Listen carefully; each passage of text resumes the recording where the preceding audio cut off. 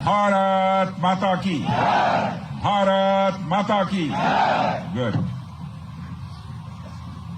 जम्मू कश्मीर के lieutenant governor Shri Manoj ji Sinha, Jammu Kashmir के मुख्यमंत्री जनाब अमर अब्दुल्ला साहब, chief of army staff general Upendra Dwivedi, GOC northern command lieutenant general Prateek Sharma, GOC 15 corps lieutenant general Prashant Srivastava और हमारी आर्म्ड फोर्सेस के सारे ऑफिसर्स और मेरे बहादुर जवानों, सबसे पहले आतंकवाद और आतंकवादियों से लड़ते हुए हमारे जिन बहादुर जवानों ने अपनी शहादत दी है, उनकी शहादत को मैं नमन करता हूं, उनकी मैं स्मृति को नमन करता हूं। और साथ ही पहलगाम में जो निर्दोष नागरिक आतंकवादियों के द्वारा मारे गए हैं, उनकी भी स्मृति को मैं नमन करता हूं। मैं हमारे घायल सैनिकों के साहस को भी नमन करता हूं और ईश्वर से यह प्रार्थना करता हूं कि वह जल्द से जल्द स्वस्थ हो जाएं।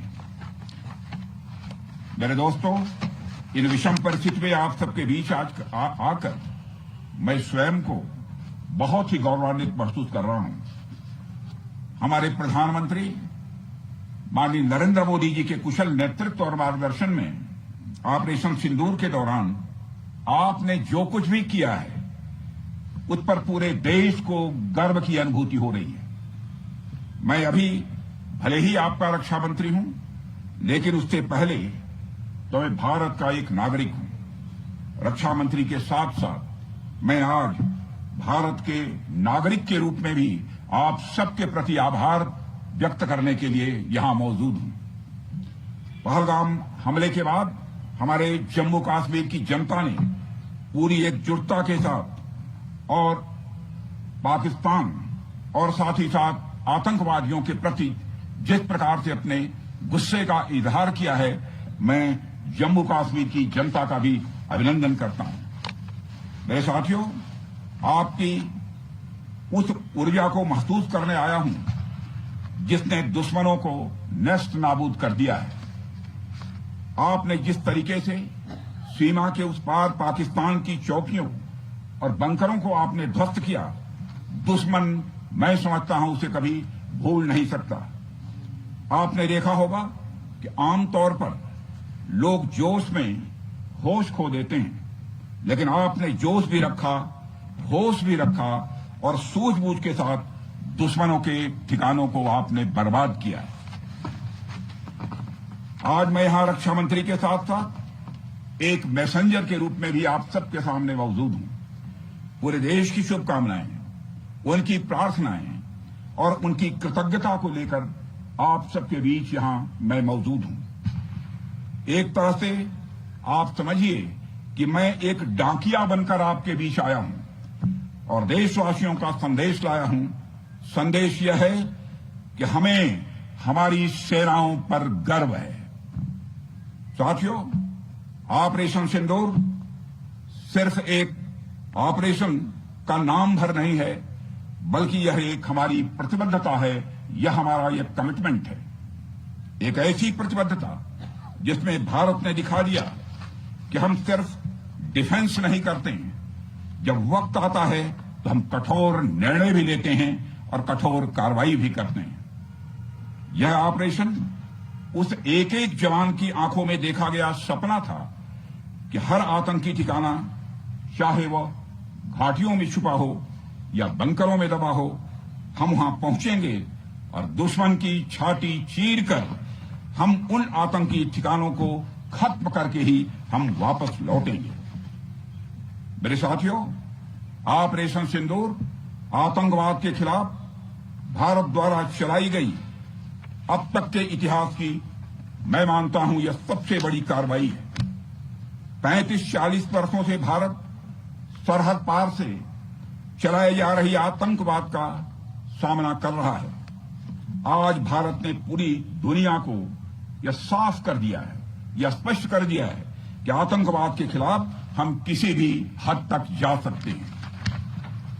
साथियों, आतंकवादियों ने पहलगाम में आतंकवादी घटना को अंजाम देकर भारत के मस्तक पर चोट पहुंचाने की कोशिश की है। भारत की सामाजिक एकता को तोड़ने का भी प्रयास किया गया है। उन्होंने भारत के माथे पर वार किया, हमने उनकी छाती पर वार किया है और छाती पर घाव किया है। पाकिस्तान के जख्मों का इलाज इसी बात में है कि वो भारत विरोधी और आतंकवादी संगठनों को पनाह देना बंद करे और अपनी जमीन का इस्तेमाल भारत के खिलाफ किसी भी सूरत में न होने दे। साथियों, आपको याद होगा कि लगभग 21 साल पहले स्वर्गीय अटल बिहारी वाजपेयी जी के सामने इसी पाकिस्तान ने इस्लामाबाद में डिक्लेरेशन किया था कि अब उनकी धरती से आतंकवाद एक्सपोर्ट नहीं किया जाएगा। मगर पाकिस्तान ने भारत को धोखा दिया है, पाकिस्तान ने भारत को छला है और आज भी वह धोखा दे रहा है। इसका खामियाजा अब उसको भारी कीमत करके भुगतना पड़ा है और यह कीमत यदि आतंकवादी वारदातें चलती रही तो लगातार यह बढ़ने ही वाली है। हमारे प्रधानमंत्री श्री नरेंद्र मोदी जी ने दो टूक शब्दों में आतंकवाद के खिलाफ भारत की नीति को रीडिफाइन कर दिया है, इसे परिभाषित कर दिया है, जो यह कहती है कि हिंदुस्तान की सरजमी पर किया गया कोई भी आतंकी हमला एक एक्ट ऑफ वार माना जाएगा। दोनों देशों में जो अंडरस्टैंडिंग बनी है फिलहाल वह इसी बात को लेकर है कि सरहद पार से कोई बेजा हरकत अब नहीं की जाएगी। अगर की गई तो बात निकलेगी तो बहुत दूर तक जाएगी। साथ ही हमारे प्रधानमंत्री ने यह भी साफ कर दिया है, आतंक और बातचीत कदापि एक साथ नहीं चलेंगे और अगर बात होगी तो आतंकवाद पर होगी और पाक ऑक्युपाइड कश्मीर पर ही होगी। साथियों, ऑपरेशन सिंदूर की कामयाबी ने पाकिस्तान में छिपे आतंकी संगठनों और उनके आकाओं को भी यह साफ बता दिया है कि वे कहीं भी अपने आप को महफूज और सुरक्षित न समझें। अब वे हमारे बहादुर भारतीय सेनाओं के निशाने पर हैं। दुनिया जानती है हमारी सेनाओं का निशाना अचूक है और वो जब वो निशाना लगाते हैं तो गिनती करने का काम वह दुश्मनों पर छोड़ देते हैं। साथियों, आज आतंकवाद के खिलाफ भारत की प्रतिज्ञा कितनी कठोर है इसका पता इसी बात से चलता है कि हमने उनके न्यूक्लियर ब्लैकमेल की भी परवाह नहीं की है। पूरी दुनिया ने देखा है कि कैसे गैर जिम्मेदाराना तरीके से पाकिस्तान द्वारा भारत को अनेक बार एटमी धमकियां दी गई हैं। आज श्रीनगर की धरती से मैं पूरी दुनिया के सामने यह सवाल उठाना चाहता हूं कि क्या ऐसे गैर जिम्मेदार और रोग नेशन के हाथों में परमाणु हथियार सुरक्षित हैं? मैं दुनिया के सामने यह सवाल खड़ा करना चाहता हूं। मैं मानता हूं कि पाकिस्तान के एटमी हथियारों को IAEA international atomic energy agency की निगरानी में लिया जाना चाहिए। मैं ये कहना चाहूंगा और साफ तौर पर कहना चाहूंगा। साथियों, हमारी सेनाओं हमारी सीमाओं पर अपनी मातृभूमि की रक्षा के लिए जिस तरह से आप सभी बिना रुके बिना थके दिन रात लगे रहते हैं वह अपने आप में अद्भुत है और अद्वितीय भी है। आपकी यही बातें हम सब भारतीयों के लिए मार्गदर्शक का कार्य करती हैं।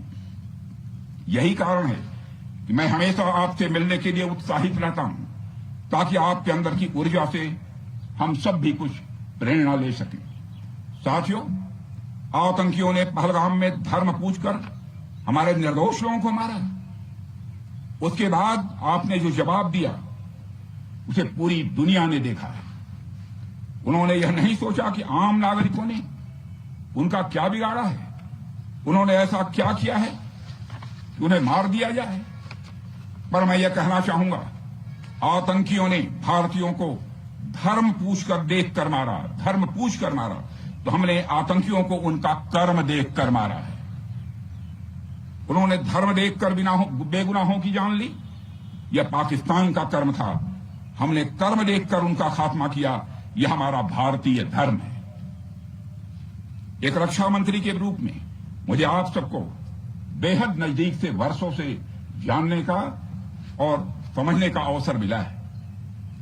मैं आपके साहस और पराक्रम को तो जानता ही हूं, साथ ही साथ पहलगाम जैसी घटना के प्रति आपके गुस्से को भी मैं अच्छी तरह जानता हूं। साथियों, मुझे पता है कि पहलगाम के बाद आपके अंदर गुस्सा था, पूरे देश के अंदर गुस्सा था। मुझे पता है कैसा महसूस होता है जब धमनियों में बह रहा रक्त बेकाबू होने लगे। और मुझे इस बात की खुशी भी है कि आपने अपने गुस्से को सही दिशा देते हुए बड़ी बहादुरी और सूझबूझ के साथ पहलगाम का बदला लिया है। रही बात पाकिस्तान की, तो उसकी बात ही क्या करूं आपसे। वह देश तो मांगते मांगते अपनी जहालत से एक ऐसी हालात में आ गया है कि उसके बारे में यह भी कहा जा सकता है कि पाकिस्तान जहां भी खड़ा होता है वहीं से मांगने वालों की लाइन प्रारंभ हो जाती है। अभी आपने सुना ही होगा कैसे वह फिर एक बार इंटरनेशनल मॉनेटरी फंड IMF के पास कर्ज मांगने गया। वहीं दूसरी तरफ हमारा देश है कि हम आज उन देशों की श्रेणी में आते हैं जो IMF को फंड देते हैं ताकि IMF गरीब देशों को कर्ज दे सके। ऐसी स्थिति में हमारा यह भारत है। रामचरितमानस में स्वामी तुलसीदास जी ने लिखा है, जहां सुमतितः संपत्ति नाना, जहां कुमतितः विपत्ति निदाना।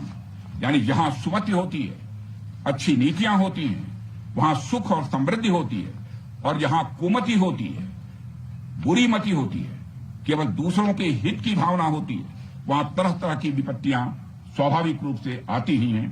पाकिस्तान जिसका जीता जागता यह उदाहरण है। साथियों, भारत के बारे में पूरी दुनिया यह बात जानती है कि हमने हमेशा शांति को प्राथमिकता दी है। हम आमतौर पर युद्ध के समर्थक कभी नहीं रहे, लेकिन स्थितियां जब इतनी विकट हो जाएं, जब देश की संप्रभुता पर आक्रमण होने लगे, तो जवाब देना यह आवश्यक हो जाता है। राष्ट्र कवि रामधारी सिंह दिनकर जी की पंक्तियां आपके सामने रखना चाहूंगा। रुग्ण होना चाहता कोई नहीं, रुग्ण होना चाहता कोई नहीं, रोग लेकिन आ गया जब पास हो तिक्त औषधि, कड़वी औषधि। तिक्त औषधि के सिवा उपचार क्या, शमित होगा वह नहीं मिष्ठान्न से। यानी कोई बीमारी अगर लग जाए वह मिठाई से दूर नहीं होती, उसके लिए कड़वी दवा ही काम करती है। इसलिए आतंकवाद जैसे रोग के लिए भी ऑपरेशन सिंदूर जैसी दवा की बड़ी जरूरत हो गई थी। साथियों, पूरे देश में हमारी सेनाओं को और हमारे सैनिकों को एक सम्मान की दृष्टि से देखा जाता है। एक सशक्त राष्ट्र वही होता है जो अपनी सेनाओं को सम्मान के साथ साथ आधुनिक हथियार और साजो सामान भी दे जिसकी उसे जरूरत है। मुझे गर्व है कि आज प्रधानमंत्री जी के नेतृत्व में सरकार हमारी सेनाओं के लिए यह सब सारा काम कर रही है। हमने यह सुनिश्चित किया है कि हमारी सेनाएं हर परिस्थिति के लिए तैयार रहें। और मैं यहां पर army chief general Upendra Dwivedi ji को भी बधाई देना चाहता हूं, क्योंकि बार बार मेरी चर्चा होती रही है और बार बार मैं यह पूछता हूं कि जो भी आवश्यकताएं हैं उन आवश्यकताओं को पूरा करने के लिए हम पूरी तरह से तैयार हैं। और इसलिए इसके लिए हम वर्ल्ड क्लास बेहतरीन गुणवत्ता वाले साजो सामान अपनी सेनाओं को देने की कोशिश कर रहे हैं। आज आधुनिक राइफल्स, मिसाइल डिफेंस शील्ड और ड्रोन्स जैसी नई पीढ़ी के कई इक्विपमेंट को तेजी से भारत में ही बनाया जा रहा है। साथियों, इसके अलावा सीमावर्ती इलाकों में हमने जो काम किया है वो आप सब देख रहे होंगे। आज एलएसी और एलओसी पर भी कनेक्टिविटी है, वैसी पहले शायद कभी नहीं थी। हमने हर स्तर पर यह दिखाया है कि हमारी सरकार केवल युद्ध भूमि पर ही नहीं बल्कि व्यक्तिगत रूप से और पारिवारिक रूप के साथ अपने सेना के जवानों के साथ खड़ी है। साथियों, अंत में एक बार फिर आप सभी को आपके शौर्य और पराक्रम के लिए हृदय से हार्दिक बधाई देता हूं। मैं आपको यह आश्वासन देता हूं कि हमारे प्रधानमंत्री जी के नेतृत्व में देश की सरकार और देश की जनता हर कदम पर, हर स्थिति में आपके साथ कंधे से कंधा मिलाकर खड़ी है। मुझे पूरा विश्वास है कि आपके सहयोग से हम इस पूरे क्षेत्र में आतंकवाद का समूल नाश करेंगे, ताकि कल को कोई भारत की संप्रभुता के खिलाफ आंख उठाने की हिमाकत न कर सके। इसी आशा और विश्वास के साथ आप सबके शौर्य और पराक्रम की सराहना करते हुए और आप सभी को अपनी हार्दिक शुभकामनाएं देते हुए अपना निवेदन समाप्त करता हूं। बोलिए जय हिंद, जय हिंद। यहाँ का घोष वाक्य क्या है? भारत माता की जय।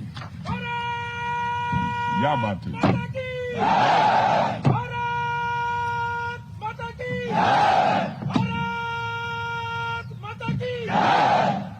और अच्छी